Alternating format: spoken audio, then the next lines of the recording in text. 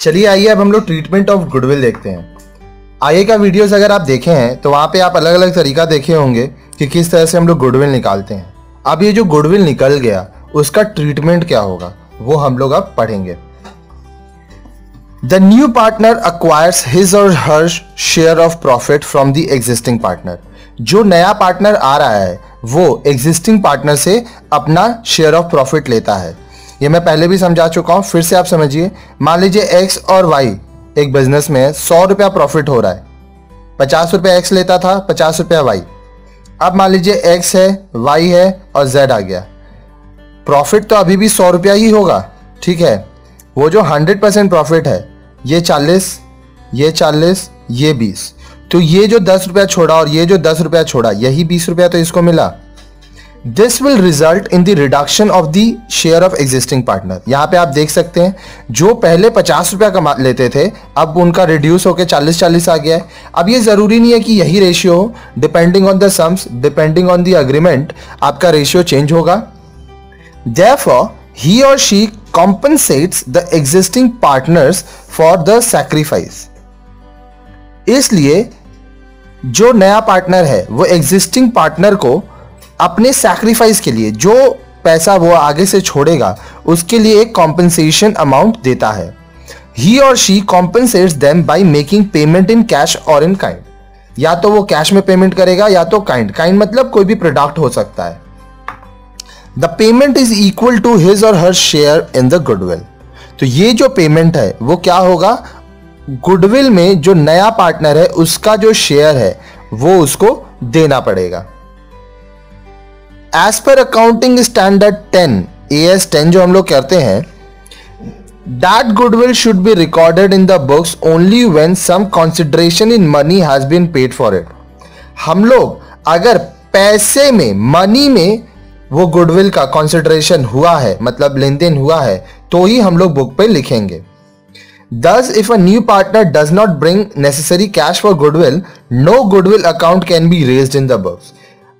इसलिए अगर जो नया पार्टनर है वो गुडविल के लिए कोई पैसा नहीं लाया तो हम लोग बुक्स ऑफ अकाउंट्स में गुडविल अकाउंट नहीं बनाएंगे। He or she should pay for goodwill in addition to his or her contribution for capital. जो नया पार्टनर है उसका अपना कैपिटल कंट्रीब्यूशन के साथ गुडविल का भी पेमेंट करना होगा। If he or she does not pay for goodwill, then amount equal to his or her share of goodwill would be deducted from the capital. अगर मान लीजिए जो नया पार्टनर है वो गुडविल पे नहीं करता है तो उसका जो गुडविल अमाउंट है उसके कैपिटल अकाउंट से हम लोग डिडक्ट कर लेंगे। कहने का मतलब, मान लीजिए यहाँ पे Z आ रहा है, Z को कैपिटल देना था 1 लाख रुपया और गुडविल देना था 30,000 रुपया, तो टोटल उसको लाना था 1,30,000, लेकिन वो सिर्फ 1 लाख लाया। तो हम लोग क्या करेंगे, इस 1 लाख में 70,000 उसका कैपिटल मान लेंगे और 30,000 उसका share of goodwill. The amount brought in by him or her as goodwill or amount of goodwill deducted from his or her capital is divided between the existing partner in their sacrificing ratio. तो जो पैसा नया partner का goodwill का share आएगा वो existing partner के sacrificing ratio में हम लोग बांटेंगे। ये सैक्रिफाइसिंग रेशियो कैसे निकाला जाता है ये हम लोग आगे के वीडियोस में देखे हैं। अगर हम लोग ये केस लें, एक्स के पास पहले 50 आता था, वाई के पास 50, अब एक्स के पास 40, वाई के पास 40 और जेड के पास 20, तो यहाँ पे सैक्रिफाइसिंग क्या हुआ, एक्स 10 रुपया छोड़ा और वाई भी 10 रुपया इसलिए ये 1:1 या इक्वल सैक्रिफाइसिंग रेशियो हो गया। अलग अलग सम्स में अलग अलग तरह से सैक्रिफाइसिंग रेशियो निकलेगा आपका। फॉर्मूला वही रहेगा, old ratio minus new ratio. At the time of admission of a new partner, any goodwill appearing in the books will be written off in existing ratio among the existing partner. जब कोई नया partner आता है तो उसके आने से पहले आपके बुक्स ऑफ अकाउंट में जो गुडविल का अमाउंट है वो एग्जिस्टिंग रेशियो में, एग्जिस्टिंग पार्टनर में आप बांट दोगे। There are different situations relating to treatment of goodwill at the time of admission of new partner. जब एक नया पार्टनर का एडमिशन होता है तो जो ट्रीटमेंट ऑफ गुडविल है उसका बहुत सारा सिचुएशंस है, वो हम लोग आगे पढ़ेंगे। These are discussed as under. चलिए देखते हैं वो क्या क्या है। 1. When the amount of goodwill is paid privately bye the new partner, जब नया पार्टनर प्राइवेटली उसका अमाउंट ऑफ गुडविल पे करता है तब क्या होता है। 2. When the new partner brings his or her share of goodwill in cash, जब नया पार्टनर अपना शेयर ऑफ गुडविल कैश में लाता है। 3. When the new partner does not bring his or her share of goodwill in cash, या तो तीसरा case जब नया पार्टनर अपना शेयर ऑफ गुडविल लाता ही नहीं है। देखिए ये तो अभी जो हम लोग पढ़ रहे हैं ये थ्योरी है, थ्योरी आपको काम आएगा कॉन्सेप्ट के लिए। सम्स जितना ज्यादा आप प्रैक्टिस करेंगे उतना ज्यादा आपको एग्जाम में हेल्प मिलेगा और उतना ही ज्यादा आपका नंबर आएगा। 1. The amount of goodwill is paid privately bye the new partner, अगर जो गुडविल है वो न्यू पार्टनर प्राइवेटली पे कर देता है तो क्या होता है। If the amount of goodwill is paid by the new partner to the existing partner privately, no journal entries are made in the books of the firm. अब आप प्राइवेटली पे कर दिए इसलिए आप कोई भी जर्नल एंट्री पास नहीं करोगे, इसका कहीं पे भी रिकॉर्डिंग नहीं होगा। 2. The new partner brings his or her share of goodwill in cash and the amount of goodwill is retained in the business. अगर ऐसा केस होता है कि जो नया पार्टनर है वो अपना गुडविल कैश में लाता है और ये पैसा हम लोग बिजनेस में रखते हैं।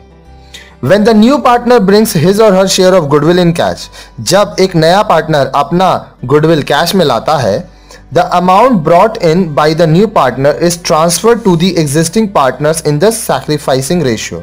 तो वो जो अमाउंट नया पार्टनर ला रहा है अपना गुडविल का वो एग्जिस्टिंग पार्टनर में सैक्रिफाइसिंग रेशियो में हम लोग बांट देंगे। If there is any goodwill account in the balance sheet of the existing partner, it will be written off immediately in existing ratio among the partners. ये मैं पहले भी समझा चुका हूं। नया पार्टनर के आने से पहले जो गुडविल आपके बुक्स में है वो आप ओल्ड पार्टनर्स में उनके एग्जिस्टिंग रेशियो में बांट दोगे। The journal entries are as follows, तो आइए देखते हैं इसका जर्नल एंट्री क्या होगा। 1. The existing goodwill in the books of the firm will be written off in the existing profit ratio as, जो आपका पहले से गुडविल है अपने बुक्स में उसको आप एग्जिस्टिंग पार्टनर का प्रॉफिट रेशियो में कैसे बांटोगे। Existing partners capital account debit individually, जैसे X account debit, Y account debit, to goodwill account being existing goodwill written off. 2. For bringing cash for capital and goodwill, जब cash आएगा, देखिए business में या तो कैश में पैसा आएगा या तो बैंक, तो ये तो बढ़ जाएगा। 2. Goodwill premium account, 2. New partners capital, जो नया पार्टनर आएगा वो अपना गुडविल लेके आएगा और कैपिटल लेके आएगा, ये दोनों पैसा कहां आएगा, या तो कैश बढ़ेगा या तो बैंक बढ़ेगा। Being cash brought in for capital and goodwill. 3. For amount of goodwill transferred to existing partner capital account. अब देखिए ये जो गुडविल का अमाउंट है ये अमाउंट आप क्या करोगे, एग्जिस्टिंग पार्टनर में ट्रांसफर कर दोगे उनके सैक्रिफाइसिंग रेशियो में। इसमें आप लिखोगे goodwill account debit to existing partners capital और करेंट अकाउंट। आप जब सम्स फिक्स्ड मेथड से करोगे तब आप करेंट अकाउंट यूज करोगे, जब फ्लक्चुएटिंग मेथड से करोगे तब आप कैपिटल अकाउंट यूज करोगे। The amount of goodwill credited to the existing partners capital in sacrificing ratio. तो 3 चीज करना है। सबसे पहले अगर पहले से आपका कोई गुडविल है तो आप उसको राइट ऑफ करोगे। फिर जो आपका नया पार्टनर आ रहा है वो कैश या बैंक में पैसा लाएगा। क्या पैसा लाएगा, गुडविल लाएगा और अपना कैपिटल लाएगा। फिर जो गुडविल का पैसा वो लाया है वो आप एग्जिस्टिंग पार्टनर को उनके सैक्रिफाइसिंग रेशियो में बांट दोगे।